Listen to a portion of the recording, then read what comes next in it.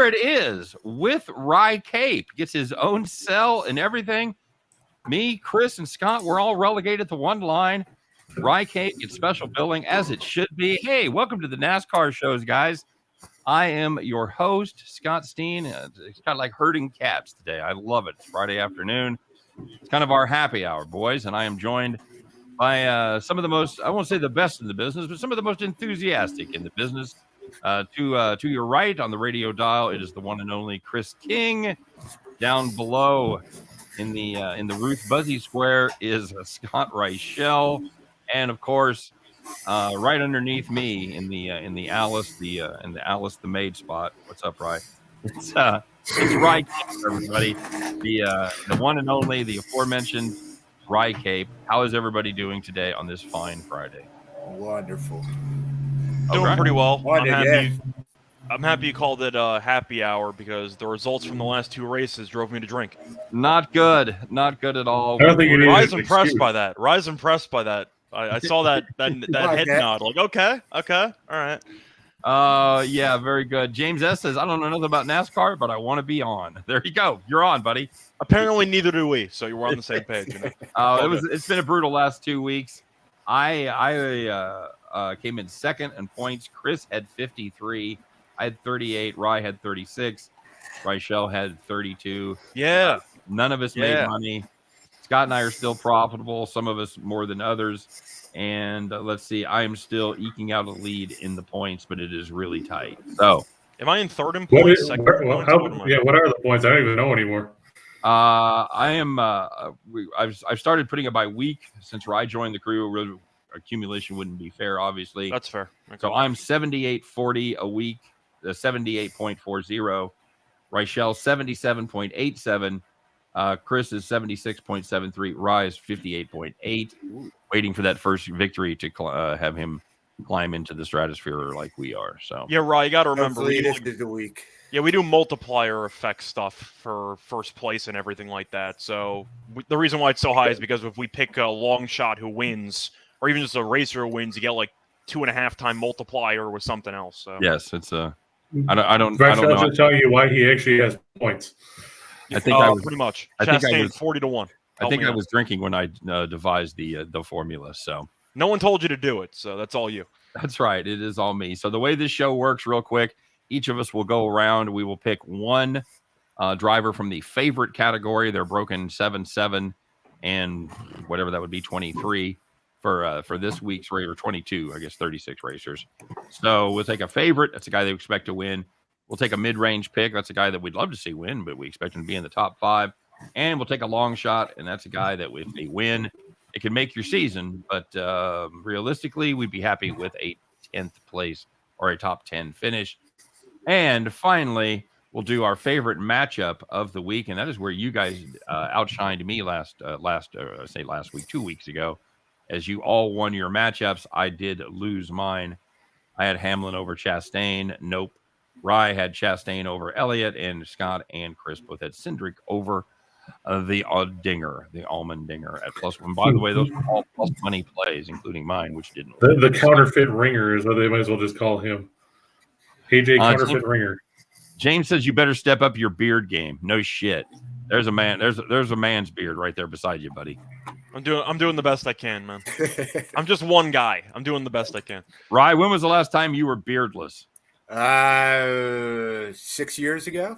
Okay. All right. Very good. Very good. Before Girardi was hired as the manager. Yeah, I trim it up once in a while, but I let it go. Chris, you ever had a beard? Yeah, I had it for a while, but sometimes it just gets annoying. So, especially with the climate here. Did you go full push, or did you have it neatly trimmed? No, I try to keep it trimmed. I wasn't trying out to be replace, Dusty Hill and ZZ Top or anything. Okay. All right. Very good. All right, boys. Well, let's get to it. We're headed to Nash Vegas this week for the Ally 400. Another track where they've run just once. We've really done well with these brand new tracks, and we picked this week to break the string. No, it's going to be no exception, probably. Right? Tell us what you know about this track. How does it? It doesn't compare. It doesn't compare to anything, does it? It doesn't compare to anything. It's a little bit of every other track. Right. So it's a flat track, 1.33 miles. It's an oval. It's 14-degree banking. I expected to run more like a short track rather than an intermediate track. It is concrete, so that's different from most tracks. Only Dover and Bristol are the other two concrete tracks, and we haven't seen Bristol on concrete yet. We will be using resin. We have long straightaways with sharp turns, so there's going to be a lot of shifting, a lot of braking, and there should be some high speeds down the straightaways. All right. And nobody knows how the next gen car is going to run here either, right? Yeah. Correct. So that's going to be a point of concern too. Keselowski's eyes Hard to lit go up. off of last year's because the cars are way different. Keselowski's eyes lit up when you said sharp turns. All right, boys. Well, let's get it rolling. And since Chris, you were the fastest guy in the one-legged race, you get the option. You can choose or you can defer and have one of us start. Who would you like to have start today? We'll take the wind and we'll let Rye start. All Since right, he's got top billing now with his own screen, that's might as well right. make him earn his keep. Well, you know what? It's making up for like the last 3 or 4 weeks when he's been on the show and he hasn't been part of the intro. So I'm okay with that. Well, look how long you weren't part of the intro on my show because of the fact that it still kept saying Jim Williams, and then dude still kept tweeting it out as Jim Williams for a month. Okay. Anyway, Rye, you're first, buddy. Lay it out for us. All right. So the first guy I like is Ryan Blaney. Right now he's plus 1,200 pretty much everywhere. I actually got him a plus 1,500. I knew he was going to move, so I scooped it up quick. But he's been fast all season. He's fourth in points. Last year he did crash out. His average finish over the past 10 races is 12.1. He's fifth in average finish all year at 12.5. He hasn't been able to close, but a week off should help this team big time. So I think he's going to do well here. He does well at the flat tracks around Texas. He needs a win. At this point, we could have 17 winners, and if you're not one of them, you're missing out. Okay. And see, that made it easy because now I don't have to do mine because I had Blaney too. All right. Very good. He had run well at Gateway and finishing fourth, and like Ryan said, that's a race that's somewhat similar.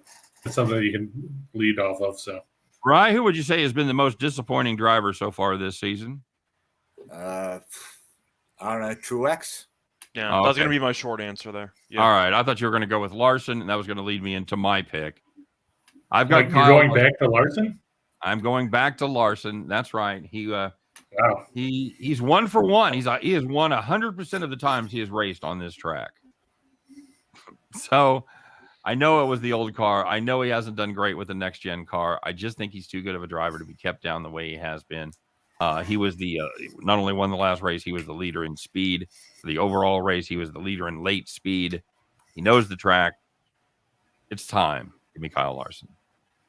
So much for Larson being dead to you. He's back. He had Steen had a week off and Larson had a week off, so they reached some type of compromise where they gave it one more shot. We worked it out. So are you going to put an over-under until on we what? get to the matchups. Yeah. all right, You got an over-under on what lap Larson's going to try to spin out and then come back into the race? But he can't be touched, though. It has to be a non-contact spin out. That's the Larson special this year. You guys are going to be non-contact injury. Yep. I actually went with a different driver. I'm going to go with my boy, Ross Chastain, at plus 850. The way that I see it, I know, once again, last year's stats, a different car. I get it. He finished second last year at Nashville despite starting 19th. So he really did a great job of navigating through the traffic. And I think that's definitely a skill set that could translate well, regardless of what generation car he's going to be using.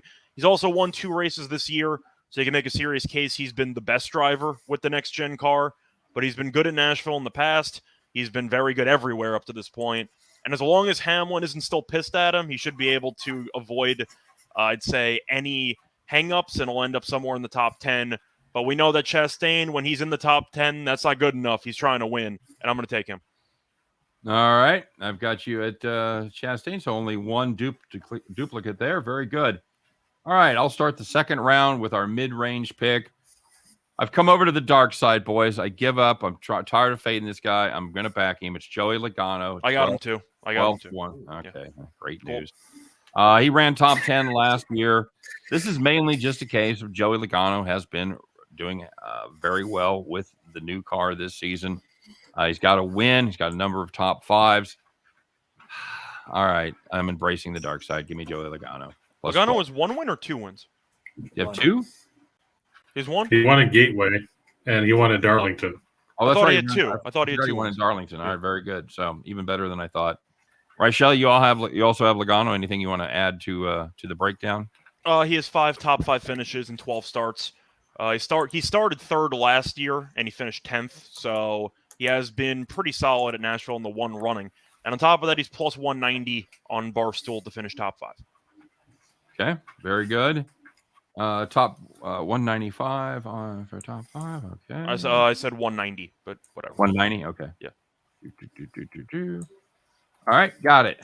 Chris, who you got? I'm actually going to go back to one of your older picks that you've ridden for the last few weeks. I'm going to go with Christopher Bell. He's run pretty well on these short to intermediate tracks of late.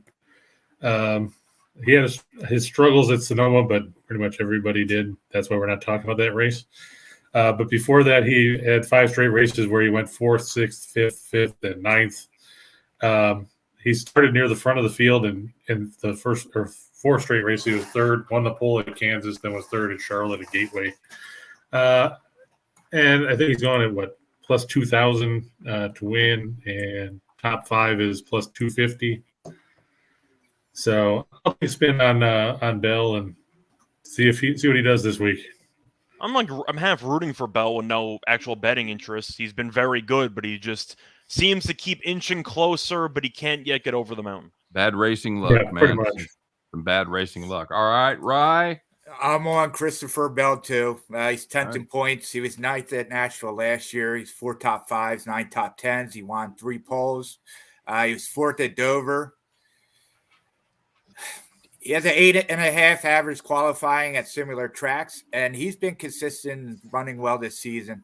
Last year, he did not qualify well here, but he still came in 9th place. So I'd keep an eye out for him. I wouldn't let his qualifying deter you from betting on him for a race. All right, very good. And a quick reminder to everybody out there that's listening to this show, not live, it is done before qualifying and before practice as well. So we are kind of flying blind here with our picks. James says, I know this is off subject, but can you ask King if he had the abs on the puck line? Chris, I know you weren't afraid of the puck line, were you? No, I said I thought that it was going to be a 3-1, 4-1 type of game in favor of Colorado. So Chris looking to thread the needle tonight, cover the puck line, and go under. So might as well go for the gusto, right? After the way this series has gone, completely not the way we've talked about it in the first 4 games. Well, like you said earlier. There is one guy here who may have had it handicapped pretty well, and that's Rye, who's holding a plus 400 ticket on the abs in 5. So. Yes, I am. There you go. That smile could be even bigger here in a few hours. So very good. This is All true. right. Well, let's talk about some long shots, shall we? Chris? No, Rachel, you can get us started, and before Ryan and I take the same pick. So I was going to say, I'm going to pick somebody. I think somebody else on this panel is going to have the same pick, but I'm going to go with Almirola at 50-1 on Barstool. Shopping around, he's 40-1 everywhere else, so I'll gladly take an extra 10-1 odds if you want to just hand it to me. Scott's starting to use those Barstool odds. I kind of have to, right? I mean, if you're gonna misprice everything, then I'm gonna have to take advantage of it. But they gave me an extra, like double-digit % just by getting extra value. I'm gonna take it. Now, he did win the pole last year at Nashville, finished 4th. But the fact is he qualified well here. I know it's a different car, but it's the best I can do, right? Finished 4th last year. And if you want to look at odds for top 10, he is plus 150 on Barstool to finish top 10. But Almirola has been consistent. And I simply think that at 50-1, It's a good price for a guy who has very solid track record here in one race. All right, very good. Very solid track record in one race. That was what I'm saying. That's kind of the joke there, but it's the best I got. Almirola at 50-1, I just think is a good price. All right, Christopher. I'm going to go with. Go with Stenhouse. Just do it. That's where I was going. With Recky Spinhouse. He's had success at a lot of these tracks that you could kind of feed off of, Darlington or Charlotte or Richmond or Dover, all those places,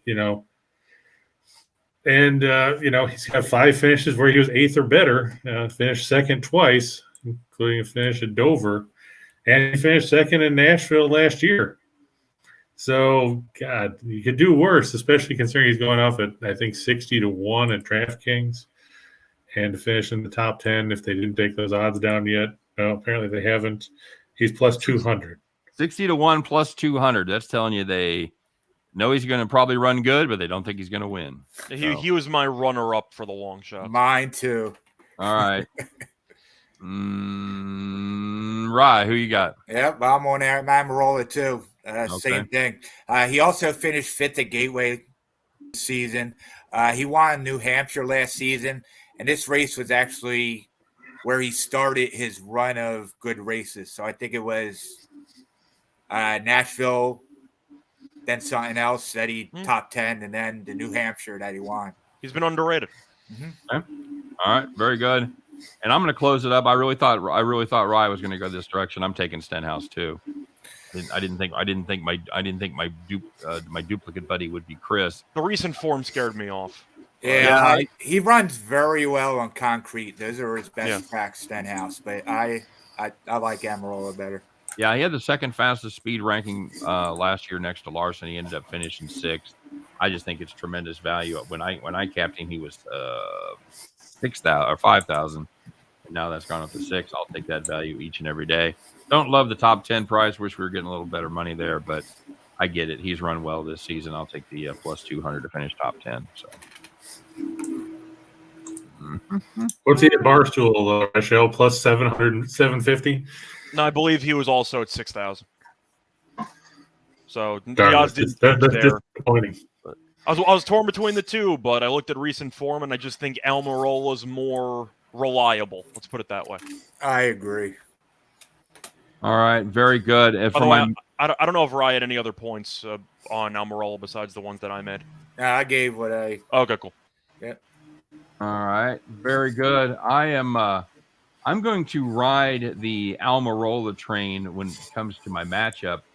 I'm going to take him over Daniel Suarez. You guys have laid out an excellent case why Almirola has been undervalued here, and I'm going to use that to my advantage to get plus 100. Yeah, even money. So I'm going to take him at plus 100 over Suarez. I think Suarez is catching a little bit of extra heat because of his victory last time, and I'm going to take advantage of that relative inefficiency in the market. I think Almirola is the far better driver at this track. So give me Almirola over Suarez plus 100. You also forgot to throw in the part where since Suarez won his last race, he's not allowed to win for the next 7 years. Yep, right? can't do it. He does run well on concrete. Yeah. Well, Suarez has run well all season long. The issue is it seems like he always has some engine problems or something. So, all right. Rachel, what's your matchup? So for this one, I'm going to go to Blaney, which I know was Chris's pick. And it was Ryan's pick too. It was Ryan's pick, sorry. Yeah, I know, both of you, sorry. I got Blaney over Truex at minus 115 on DraftKings. I've reached the point where I'm blindly going to fade Truex in most matchups because he basically announced indirectly he's retiring. And I don't think he'd be retiring if he was running well up to this point, especially when he was awful at Sonoma, which has been one of his better tracks, which I think is a serious red flag moving forward. But Blaney has finished top 6 in 3 of his last 4 races, including the All-Star race. So the issue that he had earlier in the year of being very good through the first 2 stages and falling apart has started to kind of dissipate, and I think that's a good sign for Blaney moving forward. Truex has finished 12th or worse in 7 of his last 10 races. And with Truex contemplating retirement, I'm not sure if his mind's fully in it. I'm going to go with Blaney. All right, very good. Truex has 1 foot in the grave. It's not. I don't know if it's that, but Blaney needs a win in order to actually qualify for the playoff. Truex might just be done with the whole thing at this point. But the quotes, they seemed kind of depressing. I'm going to go with Blaney. All right. He's playing the motivation angle. Don't hate it. Chris, who you got? I'm actually going to go off the map here. I'm going to take Suarez over his teammate, Chastain. He's going off at plus 140. Like Rice said, concrete seems to be Suarez's best friend when it comes to racing. He ran well last year. He ran second at Dover. I know he won at Sonoma, and I didn't really care about that because I don't like road courses probably any more than most people because there's too many turns. Who'd you say Suarez over who? Chastain.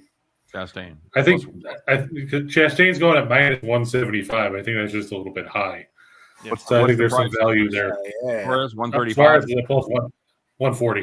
140. All right. I feel like Chastain should be like minus 150, minus 140 in that range. That does seem a little more reasonable. All right, very good. And finally, Rye, bring it on home for the show. So I'm going Chastain over Larson at plus 130. I'm going with the momentum guy. I know Larson won here last year. I'm thinking about Larson last year. Before that, he won 3 races, and 2 races before his 3 wins, he came in second place. He's not dominant like he was last year. He's had a lot of penalties, tire problems. He doesn't have a crew chief. He has a bunch of crew members who are suspended. This is too much value for me to pass up. All right. So I'll take also Chastain was third at Dover, which is, I guess, similar track. So I think Chastain is going to have a great race here. I don't know about Larson. I think all the Hendrick guys are going to be a little lower than people expect this week. Chastain, just please don't bump into Hamlin and don't bump into Elliott, and we'll see what happens. That's all I'm saying. All right. That Keselowski will risk him just for the fun of it. Yeah. All right. Couple questions from the comment section. Very few of them race related, but we'll do it. Chris, you like the Red Sox tonight? Do you trust Pavetta? Yeah, play the Guardians. Oh yeah, I took the Red Sox with Pavetta over Quantrill. Quantrill, yeah, okay, very good. How do you bet on car racing? Never seen it work. It's you can. There's a lot of ways to do it. You can take the couple main ways, or taking whoever you want to win or finish top 3, top 5, top 10, and then you can take matchups. Of course, there's all kinds of other props with manufacturers and things like that, but that's the main 2 ways there. Nicholas, Nathan said he lost 4 units on the Padres. Yeah, welcome to the club. Yep. Everybody except Rye was disappointed about the way that game turned out. Well, I didn't care if the Phillies won. The Cheshire Cat over there, or like Garfield when the lights are off and he sees lasagna. I didn't care if the Phillies won. I just had the team total over for San Diego, and I dared Suarez to pitch well, and he did. So I cared very much. So there you go. That's Brian Shell's fault. Yeah, whatever. Okay, Suarez was not very good going into it, and the Padres benched Voit and Cronenworth and whatever. Didn't work out. Very good. All right, let's recap our picks. Rye, give us your 3 picks and your matchup. So I have Blaney at plus 12. You said 1,500. You got it at 15. Well, he said he got it earlier in the week at 15. Right. Yeah, I got it. I got it at opening it. For the show, it's 12. 1,200. Yep. Right. I got Bell at plus 2,000, plus 150 for top 5, 250. 250. Yep. And then Amarola at plus 150 for top 10. Chastain over Larson at plus 130. That was on DraftKings. Very good. And I'm matching up with nobody in my opening picks. I've got Larson. I'm taking the favorite, going chalky here. He won it last year. I say he gets it again, plus 600. For my mid-range pick, I've got Logano, plus 1,200, plus 190 for top 5. Long shot, Recky Spinhouse, plus 6,000 and plus 200 for a top 10 finish. And I've got Almirola over Suarez at plus 100. Scott, what do you got? So I got Chastain at plus 850 as my favorite. I have Logano at around 12-1 as my medium pick. And I got Almirola as well at 50-1 on Barstool to win. He's also plus 150 top 10. Logano's plus 190 top 5. And then for my matchup, I have Blaney fading the retirement tour of Truex, I'll go with Blaney minus 115 on DraftKings. All right, very good. Nathan, I like the Phils tonight too. I don't have confidence in the what's that kid's name? Don't take the Phillies as Gore. the road favorite. What's that? Mackenzie Gore. Yeah. He pitched well, kind of faded. What'd you say, Rye? Never take the Phillies as a road favorite. Okay. I believe the Phillies, though, are third in OPS against lefties this season. Yeah, they bat well against them. I just think and Gore struggled his last two against the Rockies too. Well, and then we're going to see the bullpen come in, and I took the over for total chaos, so I hope a lot of runs are scored. Chris, you also had Gore in Coors, though, so I don't know if you just tossed that in the garbage or not. Well, one of them was in Coors. He got tough around at Petco though too. Yeah, it was both. Yeah, but I'm he just doesn't saying. pitch well at home. No. All right, better on the road. Chris, who you got? Like Ryan, I had Blaney at 1,200 as the favorite. Then I had Bell at plus 2,000, plus 250, and then Spinhouse at plus 6,000, plus 200. The matchup, I took Suarez at plus 140 over Chastain. All right, very good, guys. And that's going to do it for the show. Nathan says Avalanche are new Stanley Cup champs 2022. I believe that's true. They may have to wait till the next game to do it, though. We'll see how all that plays out. There's two games because they're also playing Sunday, right? That's what I said. So I'm saying by the time it's the weekend, you got 2 shots at it. So we'll see. Yep. Finish the season tonight. Yep. Okay. All right. I know everybody's on the Avs here. It makes me feel better about my Tampa Bay position because everyone, and I mean everybody's on the Avs. So it's me tilting at the windmills, guys. That's going to do it for NASCAR, baseball, hockey, whatever this show was about. No, it's NASCAR. We appreciate you guys joining us as always. And good luck on your NASCAR plays. And we appreciate we especially appreciate the new blood, the guys that haven't seen the show before or haven't bet NASCAR.